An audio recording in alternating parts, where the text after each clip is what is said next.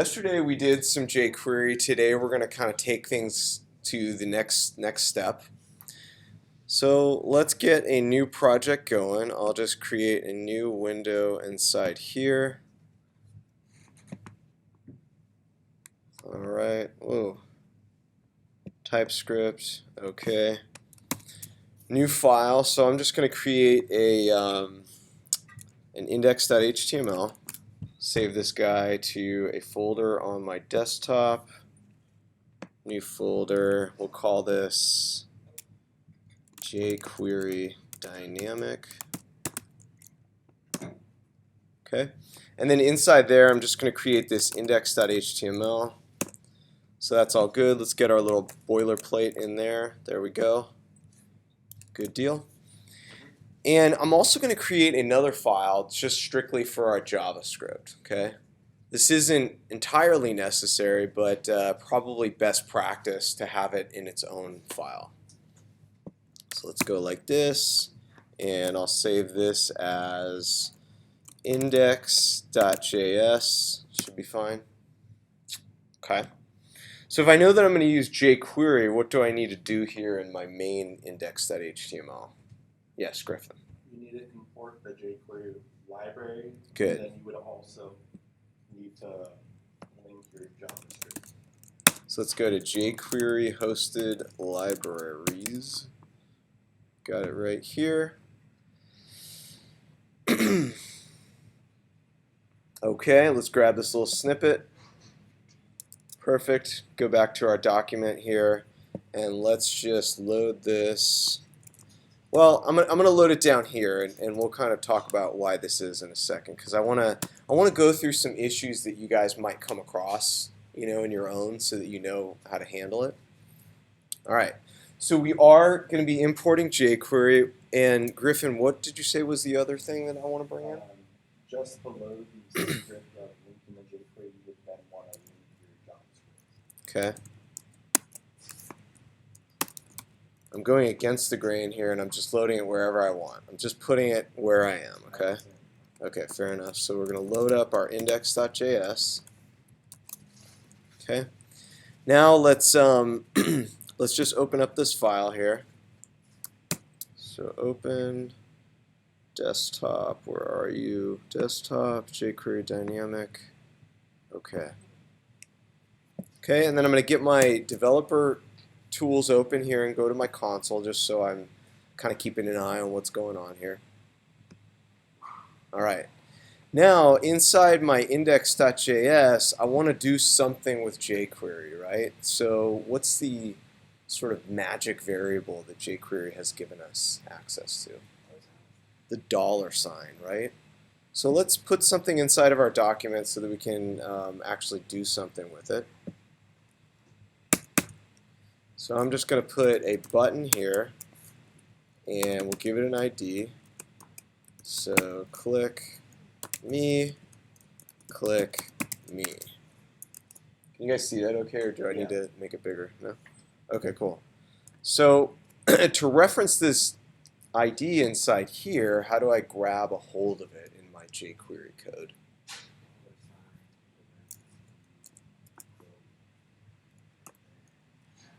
So I think I called it, hashtag click-me.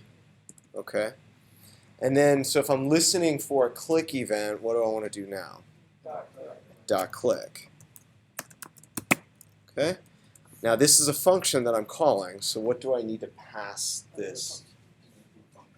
I need to pass another function. So this is going to be the callback function, right? So we're going to say function. Okay. And then inside there, what I want to do is I just want to do an alert. Are you guys familiar with an alert? Have you seen this before? Okay, so when we run this, we're actually expecting something to pop up on the screen, and I got to click OK to make it go away. All right, so you clicked the button. All right. So we're linking this. Everything should be okay, or so we think, right? Let's go back and reload this. Uh-oh. Here's our first error. So what's it telling us? Dollar is not defined. Why is that? Why is dollar not defined? I thought I was loading jQuery, right? Yes, Nick. You put in the body. No. It's a good guess, though. Yes, Dante. There's nothing in the script that defines what you want to have. You mean inside this script tag, my jQuery one? Yeah. So I'm loading in a separate file. That's Yes. the problem I run into. You're loading your JavaScript before you're loading the library. So the reason why it's There not it defined is. is that once it's reading it, the $sign isn't defined yet because your JavaScript is first rather than the library itself. Correct. So we're running into this ordering issue. So the way that I've loaded my scripts, I'm loading my stuff first, okay? And when it tries to run my script, it's saying this variable is not defined anywhere, okay? So we can rectify that by simply just changing the order of the scripts, right? So let's just move that. There we go. Save it, come back, and refresh. No more errors now, right? Okay. So how many of you guys think that this code is going to work now that I've reordered the scripts? One person? Wow. It's not a lot of faith there. So let's see what happens here. Let's go back to our page and try to run it. Oh man, we're not getting an alert. Can anyone tell me why we're not getting an alert? Yes, Nick. It's loading the button tag after it runs the script. Correct. So it's not understanding that that's the button it needs to apply the JavaScript to. Yeah, so let's talk through it a little bit. So we loaded jQuery, then we loaded my code. My code is trying to add these event listeners to whatever's on the page. Well, at that point in time, is that button on the page just yet? No, not there just yet. Okay? So how could I fix that, assuming that I wanted to keep these script tags where they are? In fact, let's just move them up into the head, just for fun. Okay? So if I have them moved up in there, how could I make this work when they're loaded up in here? Anybody know? We have this thing called document.ready. Exactly. So let's try to make use of that. So up here inside my index.js, I'm going to call on my old $, right? I'm going to pass in the document itself. Pop quiz, what is the document? That's right, yeah, everything between those HTML tags. Good. So I'm going to add an event listener to it using jQuery by calling this function ready. So we'll say ready, okay? And then what does ready need to get passed? Anybody know? The script? No. The function, right? It needs a callback function as well.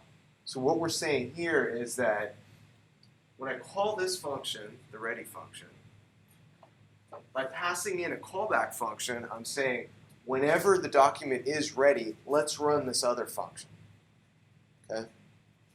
So it's like we're waiting for the page to be ready to work with. Okay. So let's create this little callback function inside here. Okay? And then inside there, I should be able to bring in the code that I already had. So I'll just move that down.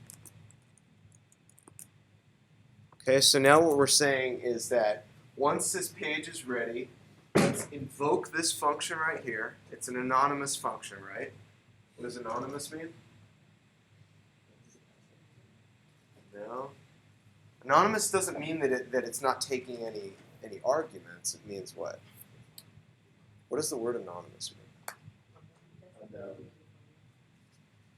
mean? If we have like an anonymous writer, what does that mean? The writer doesn't have a name. Yeah, exactly. So if we're using an anonymous function, that means it has no name. Okay? So when that thing gets called, when this anonymous function gets called, what we're doing is we're selecting this click me button, right? And then we're calling this click function.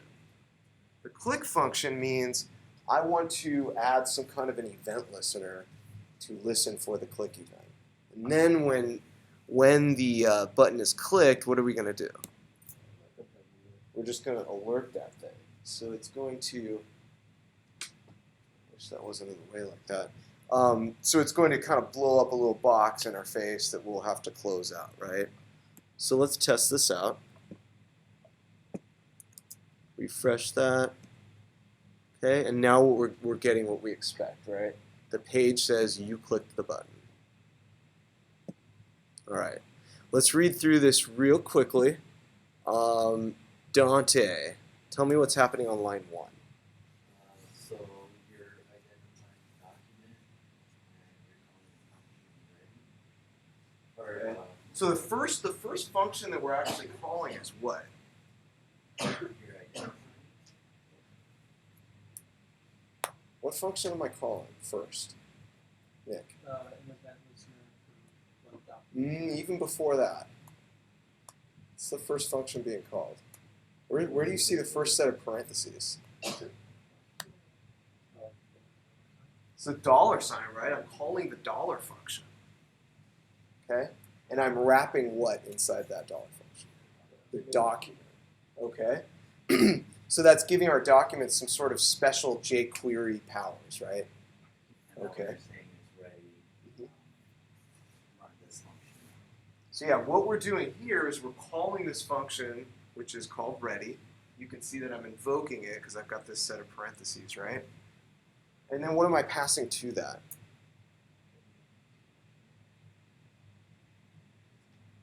It's an anonymous function, right? Anonymous callback function. Okay, Sean, take us through this anonymous callback function. What's that doing? It's creating the actionable with Okay, so start from the beginning. So we have the $sign, which means that what? that's going to be the JavaScript. I mean the jQuery. jQuery. Okay, so we're calling that jQuery function, right? And then it's moving into the ID clicking, so that when you click it, it creates that action. that you So want. so yeah, we're specifically targeting this element by ID. Okay, and then we call this function, which is called click, right? Okay, and what are we passing to the click function? The alert. No. Another anonymous one. Oh, it's Another anonymous function, right? You see that? We're actually passing it in as an argument. Okay? Can anyone tell me what the difference between argument and parameter is? Just in terms of like how we talk about these things.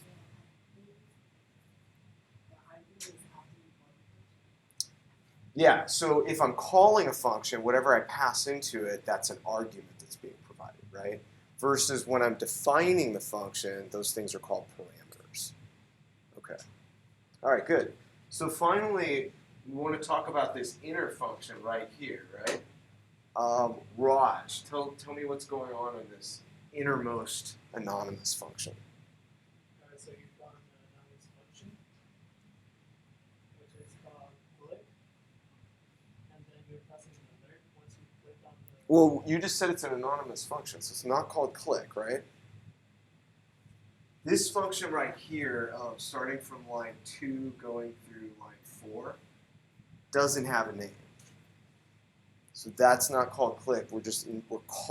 Let's assume that we've clicked the button, right? Okay, so now we've called that function. What's it going to do? It's gonna pop up. It's just going to pop up the alert saying you clicked the button. Okay. Now, if this kind of like nesting structure bothers you guys, how can we make it less nested? Does anyone know? Griffin? We're talking about getting rid of the line 8 there. Just making it from line 4 to line 6. Yeah, not so much like getting rid of it, but if I don't like reading code like this where everything's sort of creeping over to the right, is there a way that I can fix that? Change that? How about instead of using anonymous functions, we actually name our functions, right? So what if I said something like function on ready, okay? I'll just call it that. And then inside the body of this function, I'm just going to bring in all of this code, right? Okay, so now what could I pass to ready instead of that anonymous function? On ready. Okay. And then what if I wanted to create another function called on click? Or we'll just call it like handle click, something like that. What would I put in that function body? I would just put this little alert, right? Oops.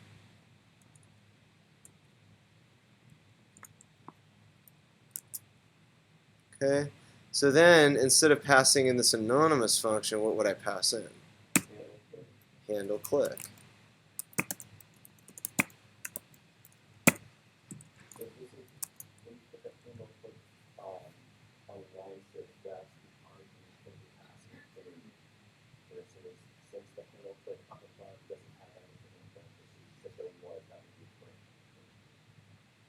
It would be a parameter, right? Exactly. So here we're calling the click function with an argument of handle click, and that's passing in the actual definition of that function.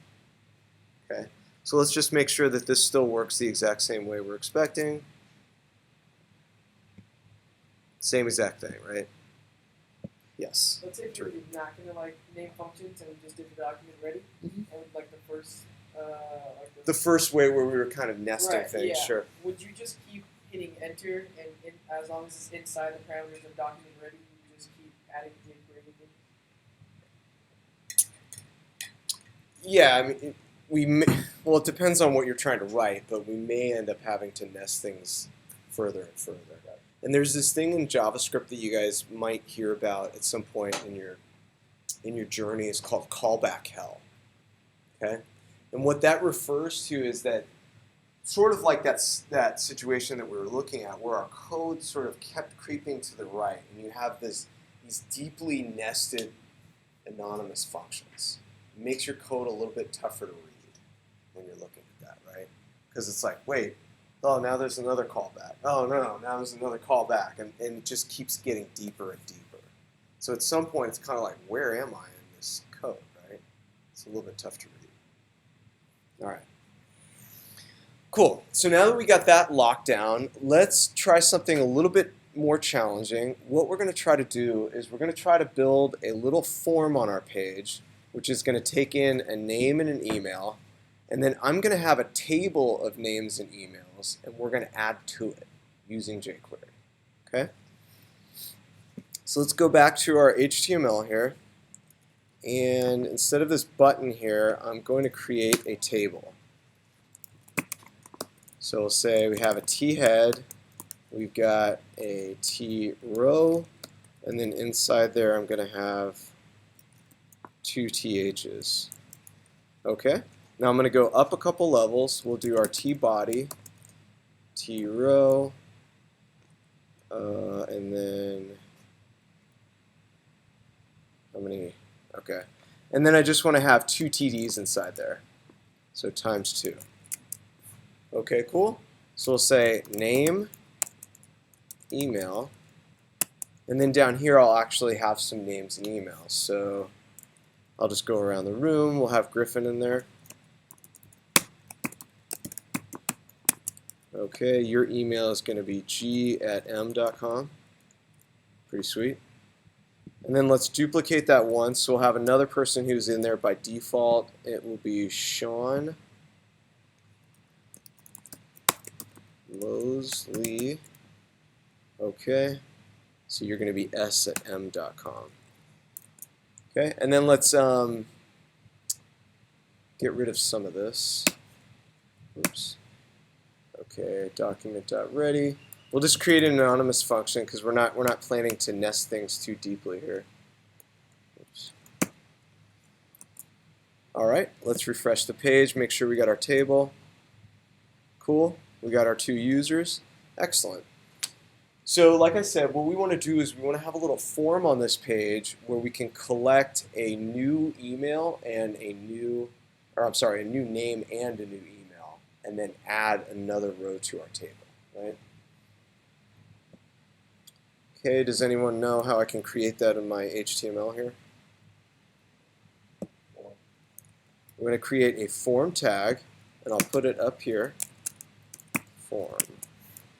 Okay. Inside that form, I'm going to have a couple input groups. So we'll say input group. By the way, that's a user snippet, so you guys won't be able to use that out of the box, but you can create your own user snippets if you have some piece of HTML that you're constantly typing out. You can set it up so that it'll do it for you automatically. So we'll just say name. The name of this input will be name. I'll come down here and create another input group. Okay, and this will be email. Name of that guy will be email. There's also there's an email input type as well.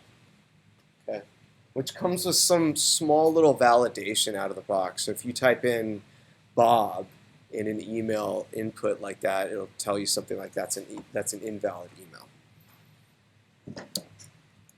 Is that chair broken? Sorry about that.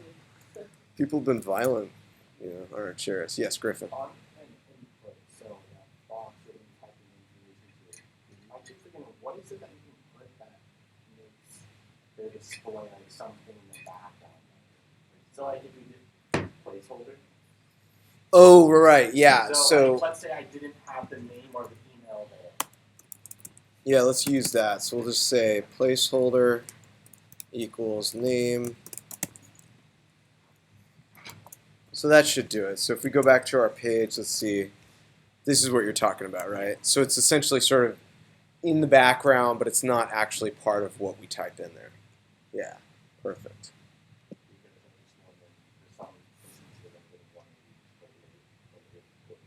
Sure, exactly. Okay, cool.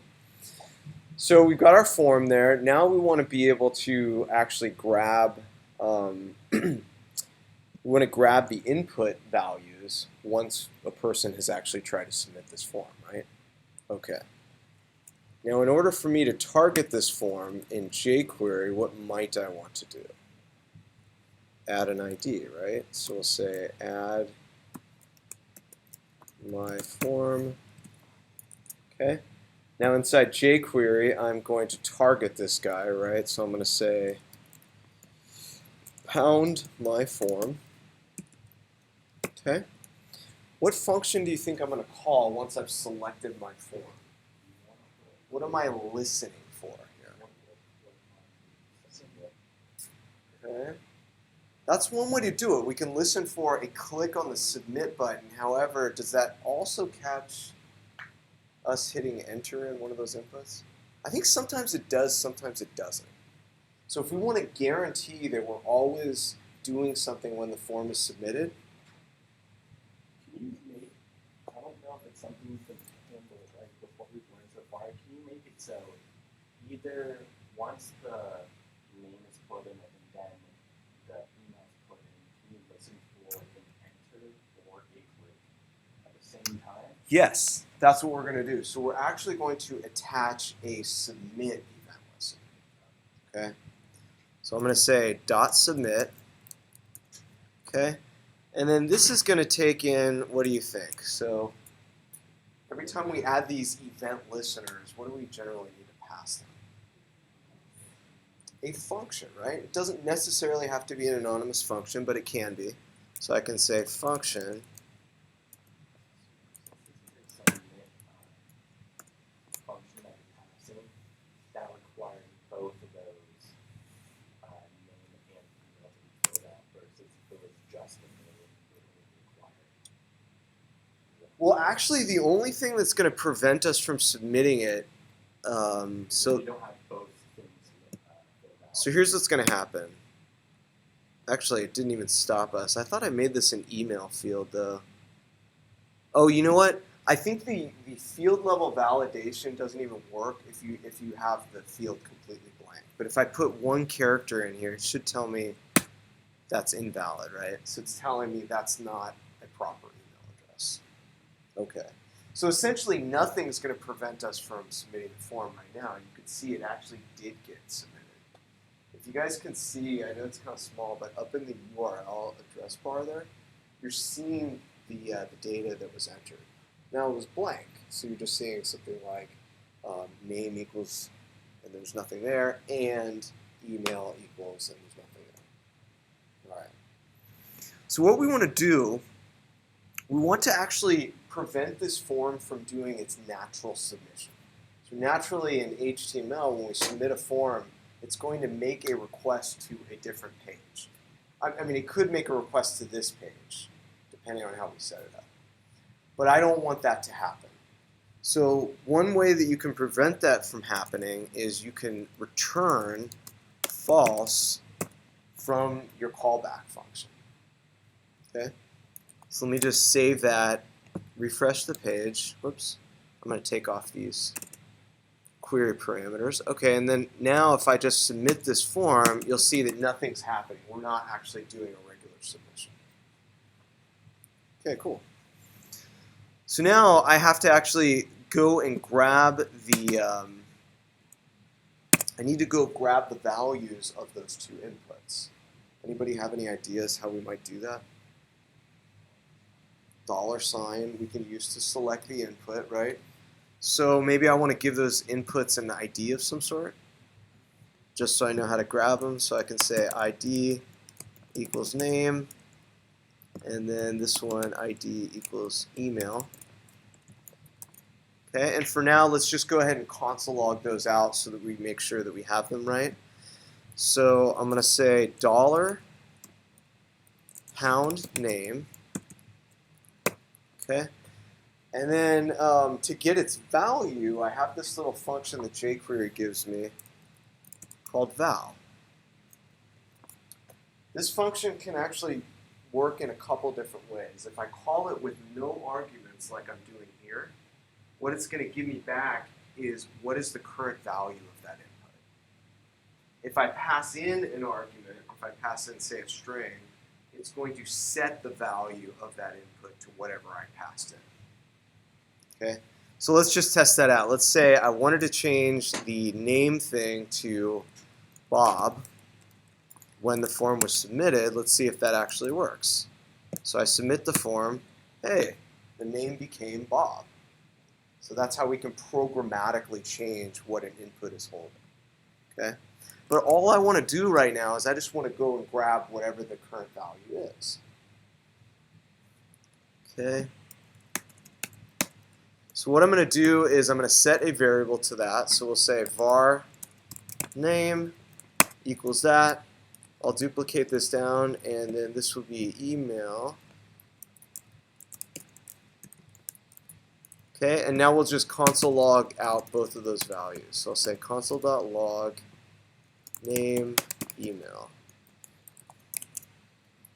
Refresh it. Let's put in Bob Smith.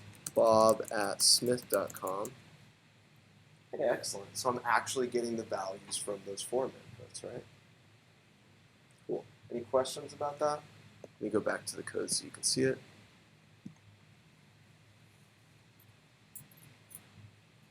Yeah? Looking pretty good? Okay. So now the next thing I want to do is I want to append a row to my table with these values, right? Okay. So how can we select our table?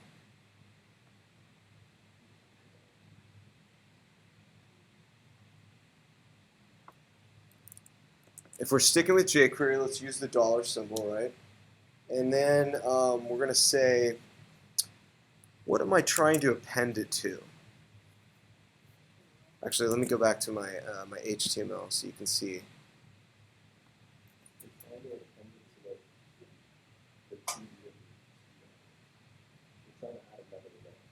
Okay, good. Yeah, so I'm going to append that to what element?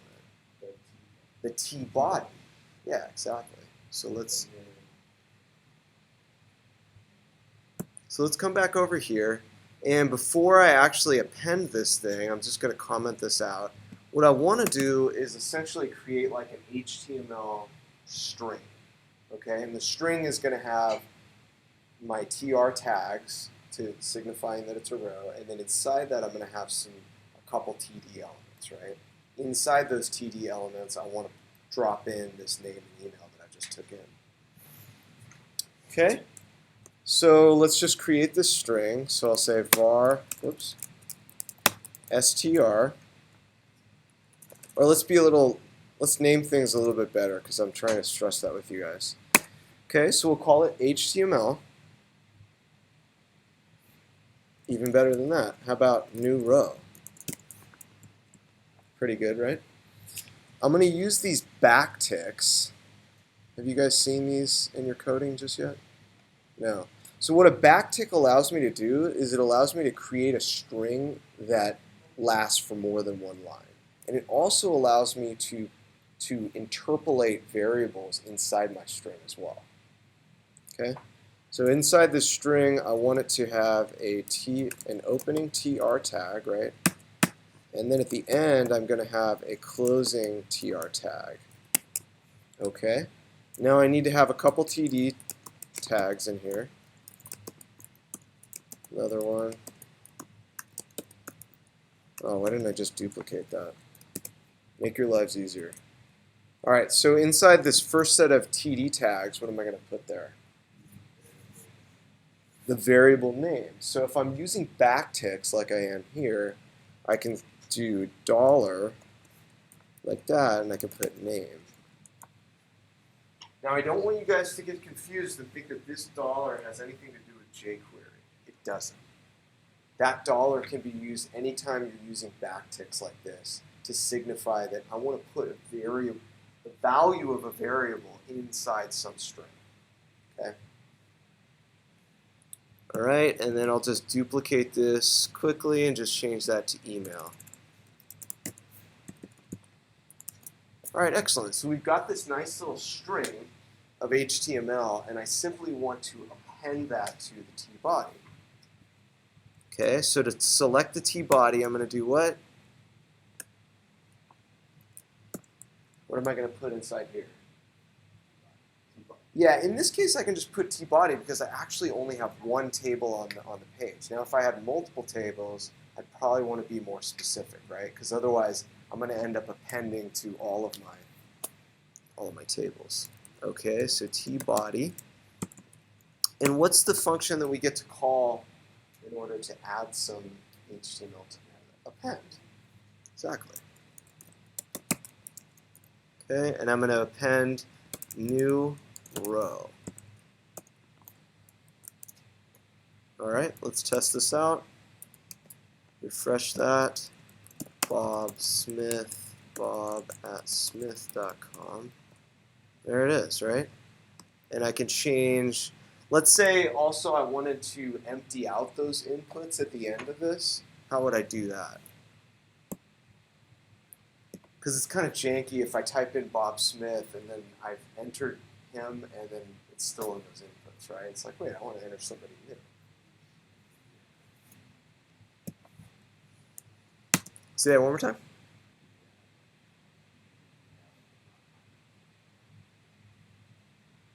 Dot what? So then, dot height.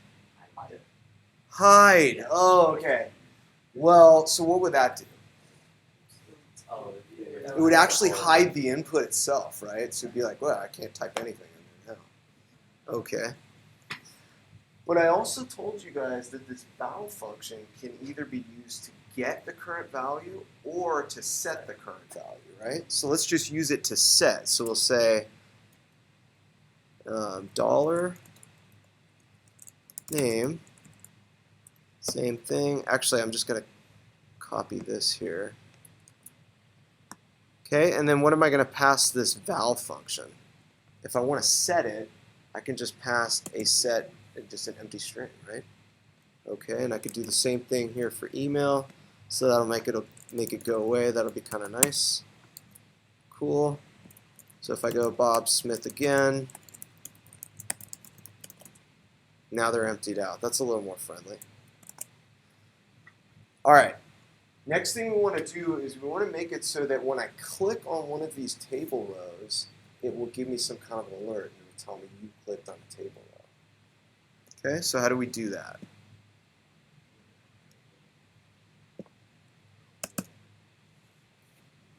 ID table row yet, or?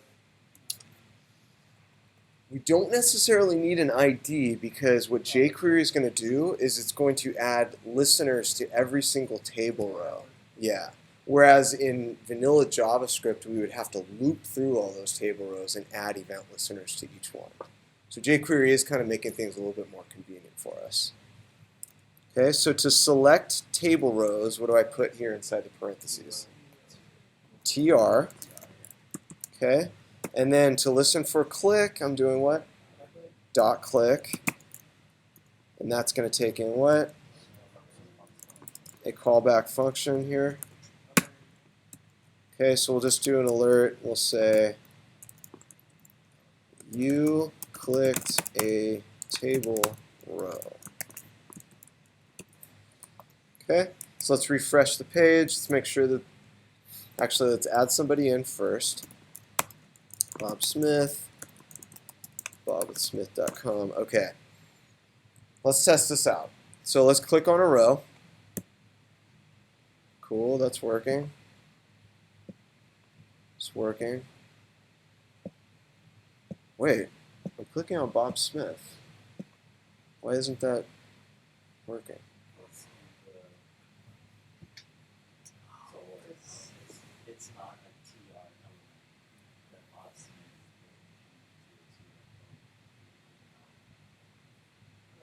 HTML still can be the same, right? Yeah, so good. You're totally on the right track. Nick, did you have anything you want to add to that? Because the table row got added after the JavaScript ran. Correct. It doesn't have the alert attached to it. Yeah, so let's ask ourselves when these different things happen. So when the page loaded, right, I created this guy. I called the ready function, and then my callback function was invoked once the document was ready. Now, at the time that the document was ready, did I have this additional row just yet? No, it wasn't yet there. So when we're adding these click handlers down here on, I'm saying handlers because we do have multiple rows, right? But down there on line 21, we added those right when the document was ready, which meant that I only had those 2 rows on there currently, right? There are a couple ways to handle this problem, but the one that I'm going to show you guys is this thing called document.on. Okay? So let's do that. Instead of document.ready, let's do document.on. Okay? And when we call this function, we have to tell it what type of event are we listening for. We're listening for a click event.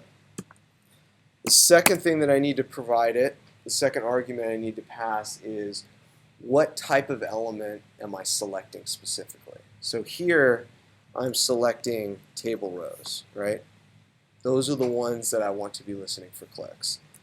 And what do we think the third argument is? Line 22. Yeah, exactly. It's just going to be this function again, so I can literally just move this down in here. Okay, let's delete these. And let's try it again. So let's insert a couple people. Actually, let's insert some real people. Lydia. How do you spell your last name?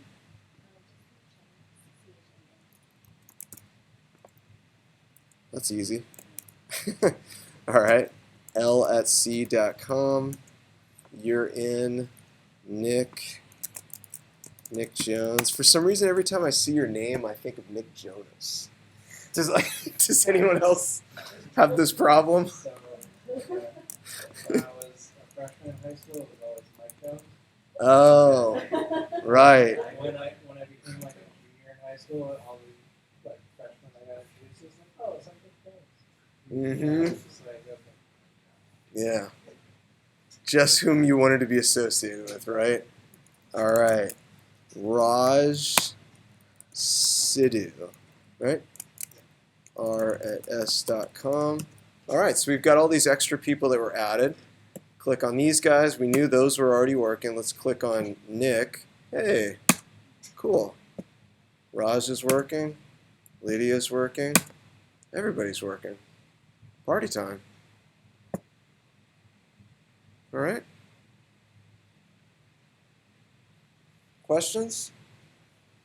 Yes, Lydia. So every time you do investment JavaScript for jQuery, you always have to delete the document because I think I've been doing external JavaScript file, but I put the script tag and also I leave the JavaScript right before the body. The ending of the body tag. Yeah. The document.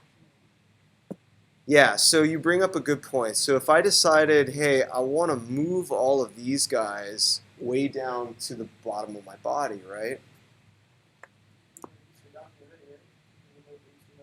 Pretty much, exactly. So let's drop that in right there, and let's take out the document .ready.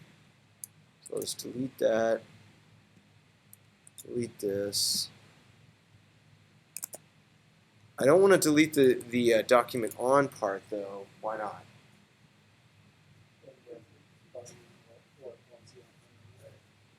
Yeah, exactly. Then it would be subject to whatever the state of the document was when it first loaded, right? Yeah, so let's try this. Let's make sure this still works.